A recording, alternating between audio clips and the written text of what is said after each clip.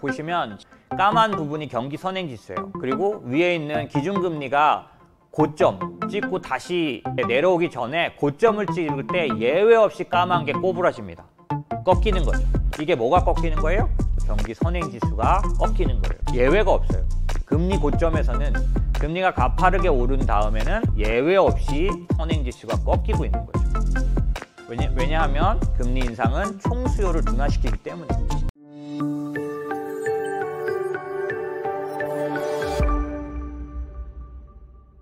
어쨌든 그 발표를 하고 나서 이제 시장이 이들의 의도에 대해서 해석하기 시작하면서 여러 가지 일들이 생깁니다. 첫 번째, 침체 확률이 갑자기 폭등하는 거죠. 이게 블룸버그에서 집계한 침체 확률인데 71%까지 쏟았습니다. 이게 얼마 전까지도 35%였던 30%대였던 침체 확률이 71%까지 올라간 거죠. 바로 침체 확률이 급하게 상승하기 시작합니다. 그리고 필라델피아 연은의 경기 지수가 마이너스로 나오기 시작하는 거죠. 이거는 이제 지난번 1분기 마이너스였기 때문에 2분기 연속 마이너스 나는 침체에 대한 그런 우려감이 어느 정도 확인되는 모습이었고 6개월 후에 경기 기대감도 아주 나빠진 상태를 보여주기 시작합니다. 그리고 설문조사하는 거죠. 미저리 인덱스라고 말하는 경기 고통 지수도 40년 만에 가장 높은 지수를 기록합니다. 그러니까 연준의 그 금리 인상 계획 발표 이후에 모든 평가가 달라지기 시작하고 있는 거죠. 저는 CEO들에 관련돼서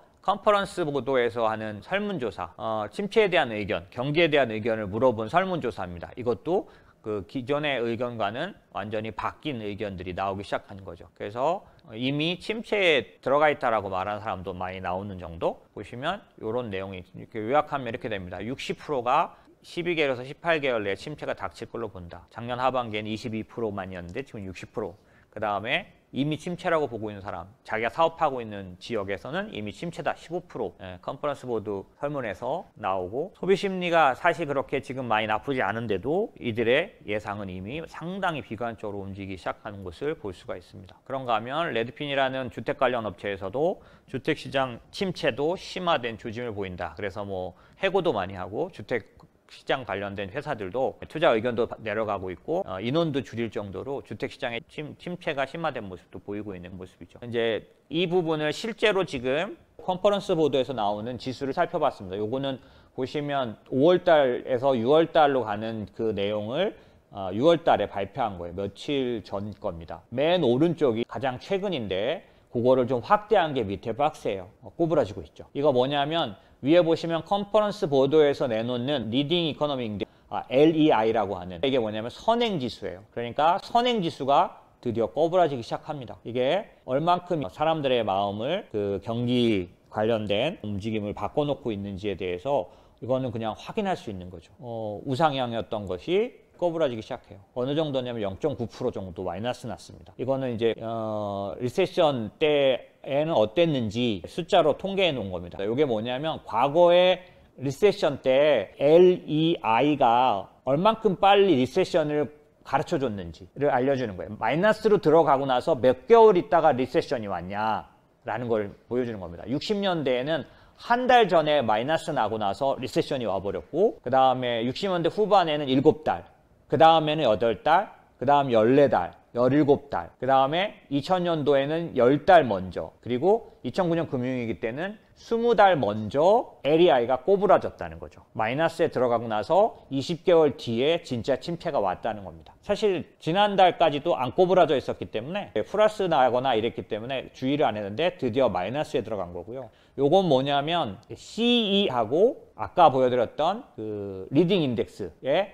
그 갭을 보는 거예요. 이 두 개가 선행지수하고 컨시던트 이코노믹 인덱스라는 거 뭐냐면 동행지수예요. 이 동행지수와 선행지수가 가까워지면 이게 리세션을 가르칩니다. 어떻게 볼 수 있냐면 이게 LEI하고 CEI의 비율을 갖고 얘가 1.0에 가까이 갔을 때 1.0 아래로 내려갔을 때 다 침체가 왔어요. 거의. 지금 1.0에서 어느 정도였냐면 1.1 정도가 안 되죠. 그리고 LEI하고 CEI의 비율을 갖고 봤을 때 이전에 어땠냐면 오른쪽에 보시면 69년에서 70년 사이의 리세션 때는 2달 전에 알려줬고 그 전에는 9달, 7달, 2달, 5달 이런 식으로 LEI와 CEI가 갭이 1.0 정도 아래로 들어가는 게 리세션 경고입니다. 지금은 어느 정도 차이가 나냐면 1.1 정도가 좀 못 되는 그런 차이가 들어가 있다는 거죠.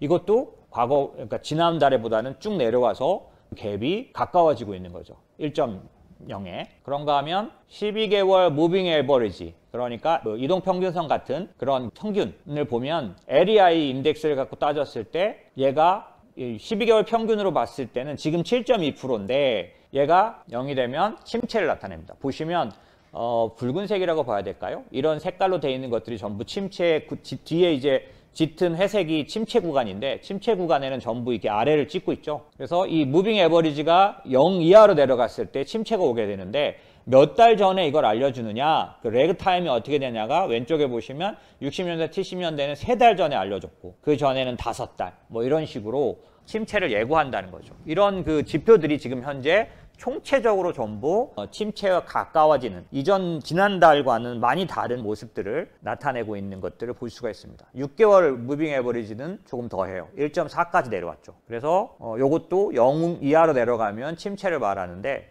실제로 침체 전에 몇 달 전에 보통 보여주는데, 이런 그 인덱스들이 현재 상당 부분 사람들에게 침체 확률에 관련돼서 두렵게 할 만큼 모습들이 있었다는 거죠. 이런 일들이 왜 있느냐? 그건 긴축 때문입니다. 보시면 금리 인상 이후에는 예외 없이 수요 둔화를 가져와요. 금리 인상을 하는 이유가, 긴축을 하는 이유가 수요를 둔화시키기 위한 겁니다. 물가를 떨어뜨리기 위해서 지금 하고 있는 거죠. 그래서 보시면 까만 부분이 경기 선행지수예요. 그리고 위에 있는 기준금리가 고점 찍고 다시 이제 내려오기 전에 고점을 찍을 때 예외 없이 까만 게 꼬부라집니다. 꺾이는 거죠. 이게 뭐가 꺾이는 거예요?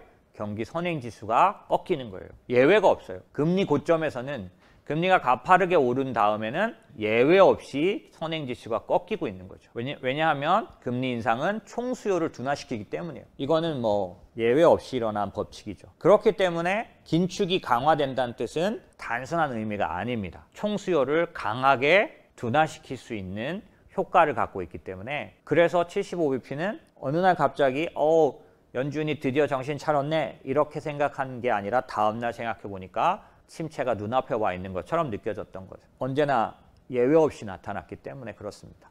그런 측면에서는 연준의 긴축이 그렇게 간단치 않은 거죠. 그래서 쉽게 빼들지 못하는 칼이었어야 됐는데, 아까도 말씀드린 것처럼 인플레이션이 춤추는 모습이라 생각돼서 연준은 기대 인플레이션을 놓치느니 차라리 경기를 희생하겠다라고 생각할 정도로 행동하고 있다라고 보시면 됩니다. 연준의 긴축 사이클에서 매번 11번 중에 65년도부터 2019년까지 11번 중에 그 3번 빼고 모두 긴축 시기에 침체가 왔습니다. 그런데 사실상은 한 번의 예외밖에 없어요. 왜냐하면 65년도에서 66년도에는 여기서는 안 나오는데, 위에 건 어떻게 해석하시는 거냐면 파란 선이 금리잖아요. 금리가 고점을 찍으면, 그러니까 동그라미 쳐놓은데 보면 다 내려가죠. 저게 뭐냐면 박살나서 금리를 내릴 수밖에 없게 된 거예요. 항상 꼭대기가 왔다는 얘기죠. 침체가 왔다는 얘기예요. 그러니까 그렇게 해석하시면 되고, 밑에 그림은 그 시기에 무슨 일이 있었는지, 금리 변화폭을 보시면 1300, 1000,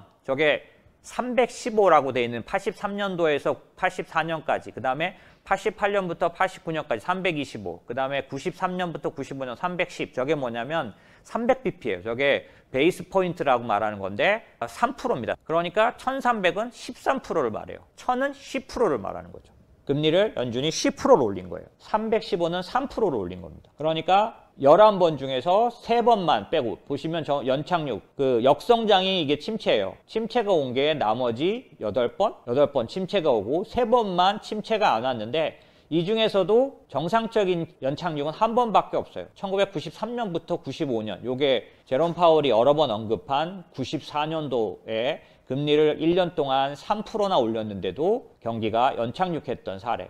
그래서 시장에서는 이상적이다라고 얘기하죠. 나머지 65년도에도 침체 안 빠졌는데 왜 연착륙이 아니냐면, 이때는 금리를 올릴 때 175bp밖에 안 올려가지고 중립금리까지 밑에서밖에 안 올렸기 때문에 이때는 침체가 안 와요. 중립금리가 뭐냐면 계속 설명을 해드렸기 때문에 대부분 계실 텐데 자연금리라고도 말하는 거고, 경제가 부담이 없이 경제가 힘들어지지 않을 정도 기초 체력과 같은 금리예요. 중립금리까지 올리는 거는 시장에 커다란 영향을 주지 않습니다. 경기를 둔화시키지 않을 금리를 말하는 거죠. 65년에서 66년도에는 중립금리 이하까지 올렸기 때문에 해당 사항 없습니다. 긴축은 긴축이었지만 무리하지 않았고요. 두 번째 연착륙은 언제 있냐면 83년도부터 84년도, 이때는 강한 성장이라고 나와 있고 3%를 올렸는데 이때 침체 안 빠졌어요. 이유가 뭐냐? 그 앞에서 이미 금리를 13%, 10%씩 올려가지고 오랫동안 침체였고 침체 끝에 강한 성장이라고 나온 거라서 저것도 의미가 없습니다. 앞부분에 이미 80년,